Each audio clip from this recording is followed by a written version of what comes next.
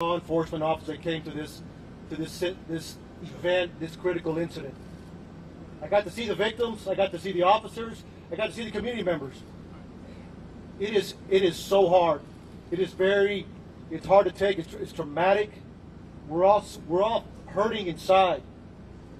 We're hurting inside for the community members in Uvalde, Texas. We're hurting inside with our local partners that have to live here and work here every day. The victims, the family members, we feel for them. I'm a father. I can't go home tonight and hug my kids. That hurts. The members behind me are family members. Their kids. It's tough. It's tough. It's hard. But that gives us the motivation to move on, to do good work for Uvalde, Texas, for the victims. We speak for the victims, and we take that dearly. Before I get started, Texas Rangers are leading this investigation. But we can't do it alone. We cannot do it alone. We have ATF, FBI, CBP, Border Patrol, Uvalde County District Attorney's Office. The list goes on and on and on. But the agencies I told you are the main ones that are assisting with this investigation. We want to know what happened, recreate the scene. That takes days, that takes hours, that takes time, a lot of information. Then we have to do a lot of interviews. So we just started. We started on Tuesday, today's Thursday. We're still grabbing a lot of information. We also, what's important to us is why. Why did he do this? Why did he do this? Who is this man? The suspect. We're going to find out. With all the different agencies that are involved, we're working every angle that's available. And we won't stop until we get all the answers that we possibly can. So again, I want to thank these men and women that are behind us supporting the DPS and the Rangers. So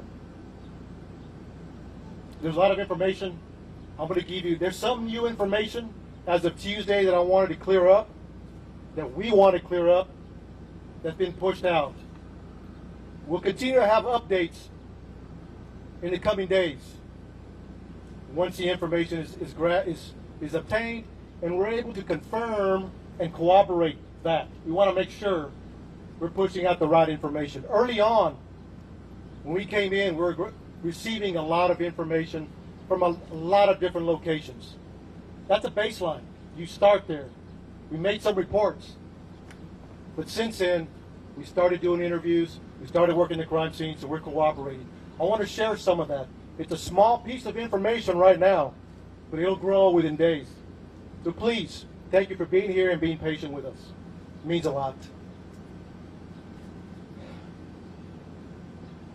On Tuesday, May 24th at 11:28, suspect just west of here wrecks his vehicle, pickup truck that he took from his grandmother. He had just shot his grandmother in the face. She's alive. She's stable at this point. 11:28, he's sitting there at the bar ditch. He jumps out the passenger side of the truck. According to witnesses, he's got a long arm, rifle, and a bag. Later we find out it's ammunition. He walks around, he sees two witnesses at the funeral home across the street from where he wrecked. He engages and fires towards them.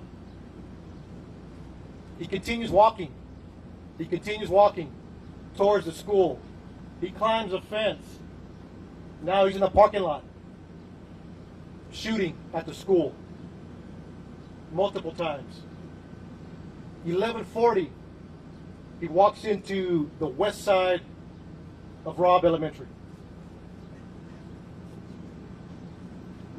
According to reports, video we have obtained from outside, inside, and again, we're still combing through that. So bear with us. Multiple rounds, numerous rounds are discharged in the school. We're trying to get a number. We're in the process of analyzing that video. 4 minutes later, local police departments, Uvalde Police Department, the Independent School District Police Department are inside, making entry. They hear gunfire, they take rounds, they move back, get cover, and during that time, they approach where the suspect is at. According to the information I have, he went in at 11:40. He walks, and I'm going to approximate 20 feet, 30 feet. He makes a right. He walks into the hallway, he makes a right, walks another 20 feet. Turns left into a schoolroom, into a classroom that has doors open in the middle. Officers are there, the initial officers, they receive gunfire. They don't make entry initially because of the gunfire they're receiving. But we have officers calling for additional resources. Everybody that's in the area, tactical teams. We need equipment. We need specialty equipment. We need body armor. We need precision riflemen, negotiators. So during that time that they're making those calls to bring in help to solve this problem and stop it immediately, they're also evacuating personnel. Not say personnel, students, teachers. There's a lot going on. A lot complex situation. They're measuring. Approximately an hour later, U.S. Border Patrol tactical teams arrive. They make entry, shoot and kill the suspect. But you also had a Zavala County deputy and Uvalde Police Department that made entry and killed the suspect. Immediately, numerous officers. Now it turns into a rescue operation.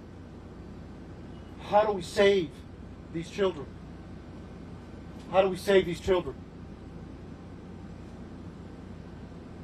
Some made it out. We don't have a hard number yet, but that was a goal. And then continuing, making the area safe continued. A lot of moving parts afterwards. But during, they were taking gunfire, negotiations, and developing a team to make entry to stop them.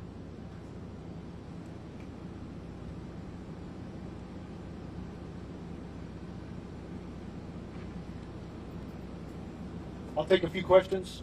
And again, look, a summary. One more thing I forgot to mention that I want to clear up that came out early on. It was reported that a school district police officer confronted the suspect that was making entry. Not accurate. He walked in unobstructed initially. So from the grandmother's house to the bar ditch to the school, into the school, he was not confronted by anybody. To clear the record on that. 4 minutes later, law enforcement are coming in to solve this problem. Step by. So, just want to clear that up. That's very important. And again, this will happen as we move forward. So, thank you. I'll take a few questions.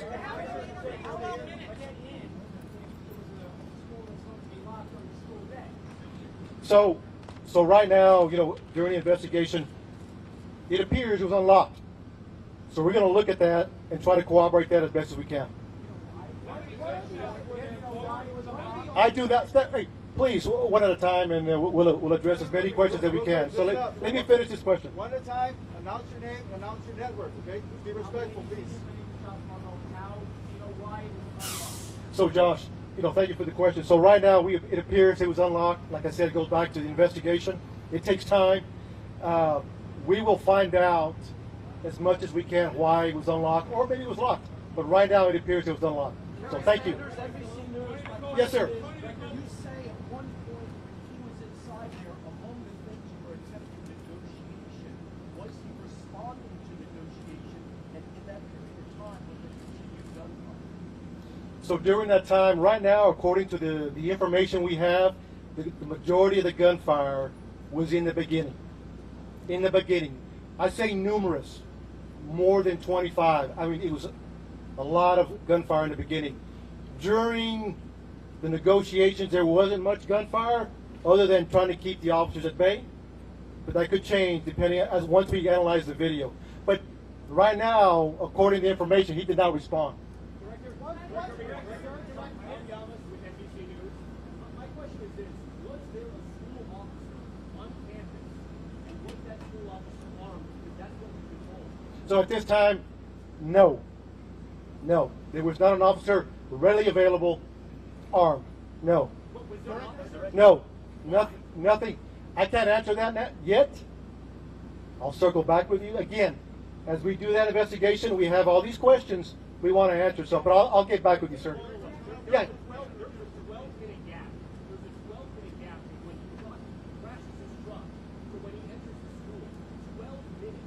What happened in that 12 minutes? So you got to understand, 11:30 is the information we have at this point that we can confirm. 11:30 a.m. the PD gets we got a crash and a man with a gun. And then you have responding officers. That's what it is. If it's 12 minutes from 11:30 to 11:40, that's the information we have right now. Look, at the end of the day, our job is to report the facts and have those answers. We're not there yet. Over here.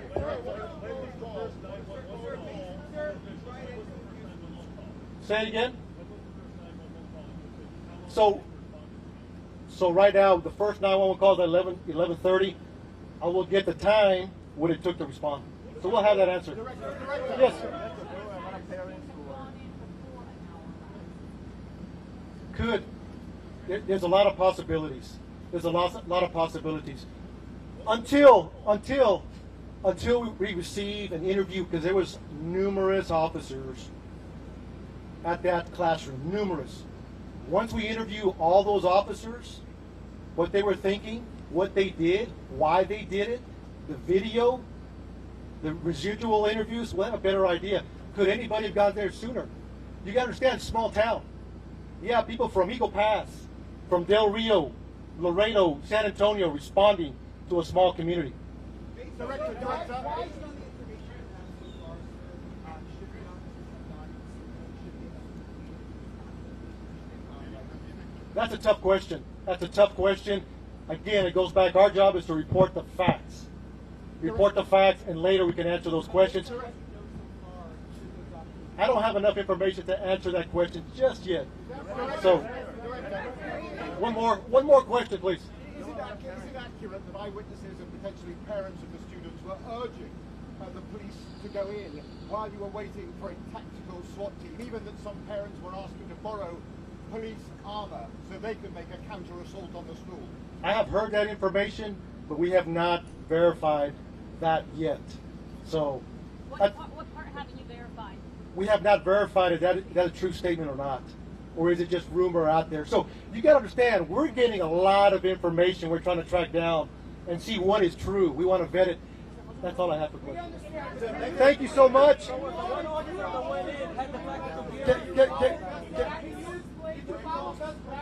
on.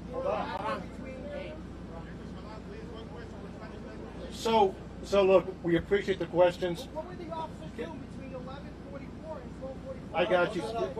Yes, sir. You guys have said that he was barricaded. Can you explain to us how he was barricaded and why you guys did not reach that work? So I have taken all your questions into consideration. We will be doing updates. We will be doing updates to answer those questions. Answer that question now. I think there's a lot What is your name? of- Shimon. I hear you. Because we've been given a lot of bad information, so why don't you clear all of this up now? that your officers were in there for an hour, yes, rescuing people, but yet no one is able to get inside that building. Shimon, we will circle back with you. We want to answer all your questions. We want to give you the why. That's our job. So give us time. I'm taking all your questions. I'm taking them back to talk to the team. And look, thank you for being here. We'll talk soon. We'll talk soon. Thank you. Thank you. ¿En español? En español. ¿Puedes decir algo en español, por favor? No pudiera decir about the video. Director, ¿puede decir algo en español, por favor?